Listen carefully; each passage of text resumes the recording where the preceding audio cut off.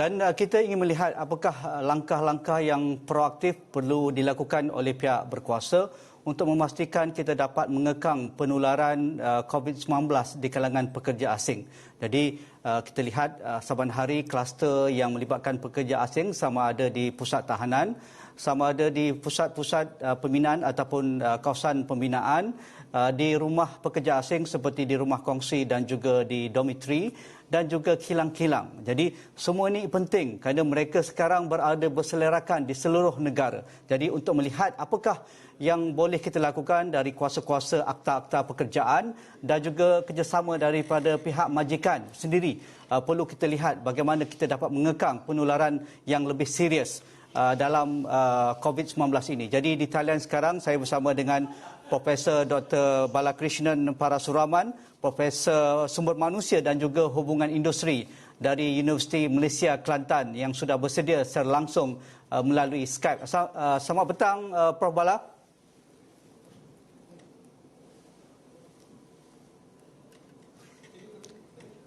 Ya Prof, mungkin sebagai permulaan, apakah kita sudah menggunakan segala langkah-langkah preventif ataupun langkah-langkah yang boleh kita lakukan dengan akta-akta pekerjaan dan juga industri yang boleh kita guna pakai untuk memastikan semua pemegang taruh dalam melihat hal berkaitan dengan pekerja asing ini dapat membantu kita mengekang penularan wabak COVID-19.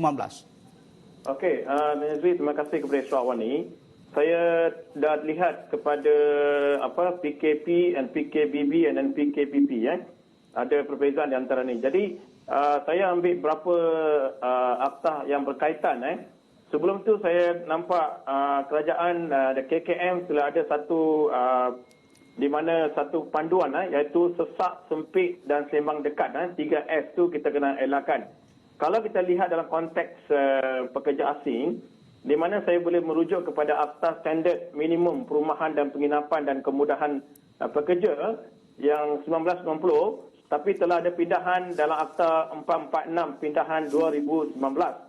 Di mana akta itu pada asalnya hanya kepada sektor perlombongan dan peladangan, tapi kini akta itu telah dilanjutkan kepada seluruh Malaysia. Dan akta ini sangat clear. Dalam akta ini memang telah dinyatakan bahawa setiap majikan perlu ada rumah yang sediakan macam 2 bilik macam tu dan tidak boleh sesak dan sebagainya. Dalam konteks ini, masa COVID-19 ini, saya rasa SOP ini perlu diikuti oleh pihak majikan. Sekiranya majikan tidak mengikut akta ini, kerajaan di bawah Jabatan Tenaga Kerja dan Kementerian Sumber Manusia ada kuasa untuk mengambil tindakan. Iaitu dalam konteks ini kita sekarang melihat kepada penularan COVID-19 di kalangan pekerja asing.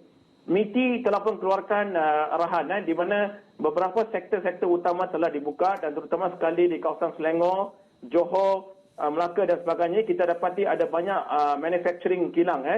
Tetapi masalahnya ialah perumahan itu isu besar. Jadi SOP pasal akta ini perlu diikuti terutama sekali sekarang. Kerana kes telah meningkat, semalam pun 3,309 kes telah dilaporkan. Jadi seranan ini adalah bertepatan dengan seranan ILO, iaitu membuat housing dan recommendation. Jadi akta memang clear. Di sini telah nyatakan bahawa setiap majikan ada tanggungjawab untuk, terutama sekali sekarang ini, tak boleh tinggal ramai-ramai. Untuk mengurangkan kos, di mana saya dapati kebanyakan kajian-kajian kami telah buat. Jadi pekerja ini dalam satu rumah mungkin 10 orang dalam satu bilik. Memang tak boleh, mesti dielakkan. Sekiranya walaupun ada akta-akta kebangsaan dan sebagainya, tapi kalau akta ini tak diikuti, kes COVID ini sentiasa akan meningkat. Jadi dalam proses meneruskan ekonomi, kita kena jaga juga majikan ada tanggungjawab untuk menjaga seorang pekerja dan juga menjaga keselamatan kesihatan rakyat Malaysia. Di mana mereka ni perlu diberi ikut Akta 496, di mana perubahan itu perlu perlu dijaga dengan baik. Dan saya rasa selain akta itu kita juga ada akta pempasan dan sebagainya, di mana pekerja asing juga perlu diinsurunkan dan sebagainya di bawah skim pempasan pekerja asing SPPA. Jadi berdasarkan kepada isu-isu ini, saya dapati pihak Kementerian Sumber Manusia kena tegaslah. Seperti mana mereka juga tegas dalam aspek gaji minimum. Saya dapati mereka pernah ambil tindakan di bawah Jabatan Tenaga Kerja.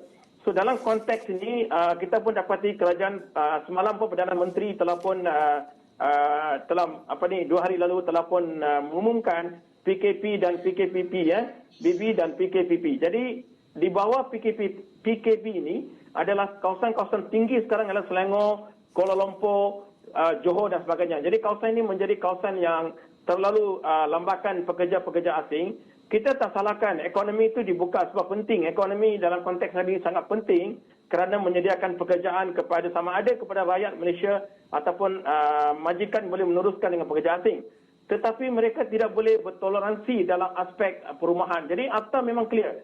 Kiranya akta itu sudah ada, kenapa akta itu diamalkan, dilaksanakan dengan telus dan ikhlas. Dalam konteks ini, saya sangat-sangat mengharapkan kerjasama dari pihak majikan, pihak kesatuan kerja, pekerja sendiri itu sendiri. Pekerja sendiri perlu jaga SOP. Seperti mana kalau mereka pergi ke tempat kerja, jadi majikan perlu menyediakan sanitizer, pakai mask dan sebagainya. Jadi pekerja di sektor perkilangan perlu diasingkan. Dan lepas mereka pulang, mereka tak boleh pulang ramai-ramai begitu. Mungkin syarikat boleh menyediakan kereta ke bas dan sebagainya di mana perlu ada SOP. Even dalam tempat kerja pun kalau mereka makan dan sebagainya perlu ada SOP itu. Kalau SOP itu di luar diamalkan dan boleh tindakan diambil rakyat biasa seperti rakyat kita semua, kenapa pihak majikan juga mesti menjaga keselamatan pekerja dan juga keselamatan rakyat? Kerana mereka ini keluar daripada kilang nanti, mereka akan bersama-sama dengan rakyat kita juga. Saya rasa di sini akta-akta yang ada sedia ada itu boleh digunakan. Dan kita bukan menganiayakan majikan, bukan menganiayakan majikan atau pekerja. Cuma kita nak teruskan ekonomi. Kalau ekonomi itu tutup katakanlah PKP seperti mana berlaku pada tahun lalu, mestilah masalah yang besar kepada pihak majikan. Tapi dalam konteks ini kerajaan memberi peluang dan kelonggaran kepada majikan, tetapi dalam akta mesti perlu dilaksanakan. Okay, saya rasa Tuan Haji, ya. akta-akta ini perlu diamalkan dan Jabatan Tenaga Kerja mesti tegas dalam hal ini. Okay. Dan perlu kita melihat, kalau tidak, isu COVID-19 tak boleh diatasi. Okay. Kerana walaupun dalam 2 minggu sekarang, kalau pekerja-pekerja di dalam kawasan-kawasan berisiko tinggi ini, kalau kita tidak ambil tindakan tegas, macam mana kita nak atasi masalah ini? Dan masalahnya akan berlaku. Jadi pada pandangan saya, akta-akta itu memang baik sudah ada dan ikut ketetapan ILO juga. Tetapi dalam konteks ini kerjasama sangat penting. Bukan kita nak ambil tindakan sewenang-wenang, tapi kita kena jaga keselamatan rakyat kita juga di luar. Sebab kita akan berdepan dengan pekerja-pekerja asing, mereka juga berkeluar shopping dan sebagainya. Dan terutama sekali bila balik nanti mereka tak boleh duduk 20 orang satu rumah. So, macam kita ada SOP yang ketat di peringkat kebangsaan, tapi di tempat kerja kita longgar. Tak bolehlah begitu. Okay. Jadi saya rasa pihak majikan setiap dalam keadaan COVID dan dalam pandemik ini bagi kerjasama yang rapat kepada pihak berkuasa dan juga kepada pekerja, kita memang menguntungkan, mencari keuntungan. Tapi dalam keuntungan itu kita juga perlu melihat kebajikan pekerja kita, menjaga kesihatan mereka, dan mereka juga seorang pekerja datang dari luar dan mereka juga ingin menikmati hidup yang lebih selesa. Jadi saya tengok perumahan itu penting. Okey, Prof. Dengan Akta 446 iaitu Akta Standard Minimum Perumahan dan juga Kemudahan Pekerja Pindahan 2019 dan juga Akta Pampasan dan juga Insurans untuk pekerja asing ini, apa masalah untuk dikuatkuasakan apabila sampai ke tahap Datuk Seri M. Saravanan buat lawatan mengejut di rumah-rumah kongsi pekerja asing ini, beliau tidak sanggup untuk meluahkan bagaimana buruknya cara majikan melayan, menyediakan rumah-rumah pekerja asing ini, bersesak-sesak, tidak selesa, kotor dan sebagainya. Adakah ini ibarat bom jangka? Kalau kita tidak ambil kesempatan ketika darurat dan juga MCO ini, kita akan berterusan meminggirkan hak asasi pekerja asing untuk hidup dengan selesa dan mendapatkan hak-hak seperti mana yang termaktub oleh ILO dan juga akta yang kita sebutkan tadi. Pandangan Prof? Ya, pada pandangan saya, akta itu memang ada. Kalau majikan yang bertanggungjawabkan, mereka ada prihatin, simpati tahu. I'm talking about sympathize. Di samping dulu tak apa. Sebelum COVID-19 kita boleh berbuat demikian masih lagi ini. Tapi oleh kerana sekarang dan akan datang juga, bila ada akta itu perlu ikuti oleh pihak majikan. Itu memang salah sebab dalam akta tu sudah ada kan, semua sudah lengkap, berapa bilik dia, keselesaan dia, keselamatan dia sebagainya. Jadi kita sudah ada SOP KKM dan juga kita pun sudah ada darurat sekarang ni. Darurat telah pun sudah pun dimaktubkan sekarang. Jadi kita sekarang ini bekerjasama. Kita perlukan kerjasama dari pihak majikan dan juga pihak pekerja dan juga kesatuan kerja. Ketiga-tiga ini, dan di samping itu Kementerian Sumber Manusia perlu memainkan peranan sangat penting di mana mereka boleh katakan mereka boleh sambil menasihati, sambil membuat promosi-promosi yang besar-besaran. Di samping itu juga mereka perlu tegas dalam akta ini. Jadi akta ini yang dibawa, yang ada kuasa ialah Jabatan Tenaga Kerja. Mereka ini memang kita tahu pegawai-pegawai mereka sangat limited. Tuan Haji, tak ramai mereka. Tetapi majikan dalam konteks inilah, dalam darurat inilah, pandemik. Kita cakap isu pandemik. Dalam pandemik ini, kalau kita nak mengurangkan kes-kes ini berkurangan, maka isu pekerja asing perlu diberi perhatian. Dalam konteks apa yang saya nak tegaskan di sini ialah kita ikut SOP kebangsaan, KKM, kita ikut nasihat mereka. Apabila dia translate into the keadaan pekerja, maka majikan tu ada tanggungjawab. Jadi saya juga nampak beberapa, saya bukan kata semua majikan, ada majikan-majikan saya nampak memang ikut SOP ini. Ada majikan bertanggungjawab. Itu memang pasti saya tengok ada majikan. Tapi banyak majikan di mikro ke SME ke, memang kita tahu mereka pun menghadapi masalah sekarang. Kita faham. Kita bukan tak faham, SME pun dalam keadaan susah sekarang. Okey, tapi Prof, dalam keadaan susah itu, katakanlah kerajaan berhenti, menutup operasi perniagaan. Lagi buruk keadaan itu. Daripada buruk keadaan itu, mereka benarkan operasi seperti biasa, tapi dalam SOP perlu ditekankan. Jadi sekarang perlulah, bukan saja pandemik saja, selepas pandemik pun, kalau kita lihat dekat Singapura, kita lihat dekat Korea, pun ada pekerja asing juga. Tapi mereka ni dilayan dengan baik kerana mereka ada sistematik pendaftaran pekerja itu, dan sebelum mereka datang ke negara mereka ada SOP yang telah ditentukan dan ada konsep pekerjaan, semua itu perlu ikut. Jadi bila pekerja kita dilayan dengan baik, majikan pun sangat bertanggungjawab, maka mereka akan highly produktif. Dan Malaysia juga akan dipandang satu negara yang terbaik. Dan memang pun kita ada nama terbaik. Tapi kalau boleh kita amalkan ini sangat penting. Dalam pandemik, dalam darurat, saya pastikan Akta 446 ini boleh diamalkan dan boleh dimaktubkan dan tindakan boleh diambil oleh pihak Kementerian Sumber Manusia. Ada yang in terms of tindakan tegas, tapi kita harap ada silaturahim lah. Bertanggungjawablah, saya kata simpatilah kepada negara kita Malaysia, rakyat Malaysia juga. Sebab nanti rakyat juga akan sengsara. Bayangkan Tuan Haji, pelajar-pelajar kita tak boleh pergi sekolah. Pelajar IPT dia pergi sekolah. Apa jadi pada negara kita? IPT on them, sudahlah setahun lebih mereka duduk rumah. Jadi untuk mereka keluar pun mereka kena jaga. Jadi penjagaan itu bukan saja datang daripada rumah, daripada sekolah, tapi juga dari tempat kerja.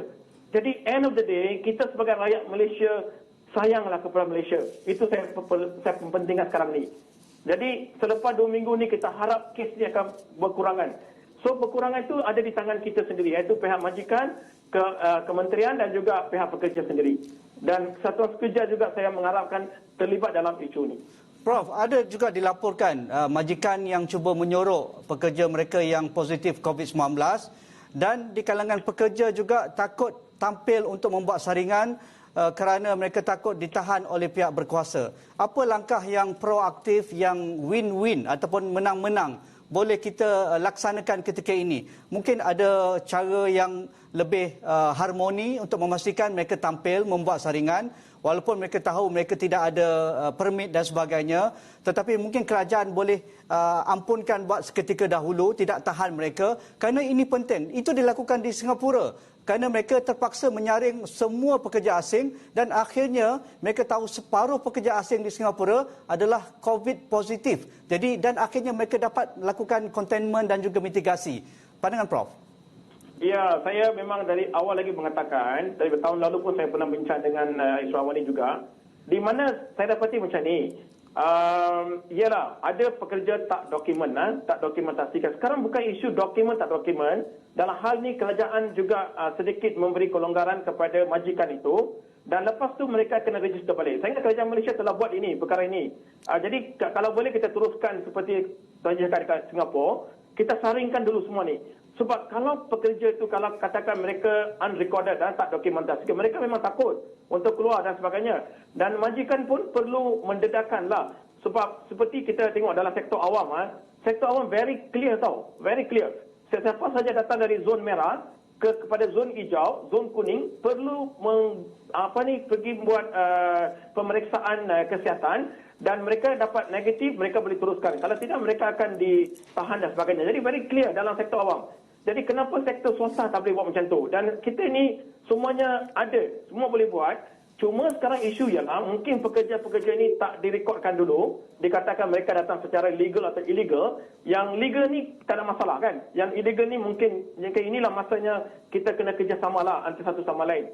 Dari dalam aspek ini, kerajaan boleh longgar dalam isu ini, tapi tak boleh longgar dalam SOP. Ya. SOP saja. Terima kasih. Jadi masa sekarang ini, siapa-siapa yang bekerja sekarang, yang dibuka under MITI punya operasi act tadi, perlu menjalani proses saringan dan mereka kena dapat sijil dan sebagainya. Terima kasih, dan Prof. Kalau ada, Terima mereka kasih. kena bagi surat daripada doktor lah. Kita akan sambung perbincangan ini. Banyak aspek lain yang belum kita sentuh, Prof, pada petang ini. Terima kasih, Profesor Dr. Balakrishnan Parasuraman, Profesor Sumber Manusia dan juga Hubungan Industri Universiti Malaysia Kelantan.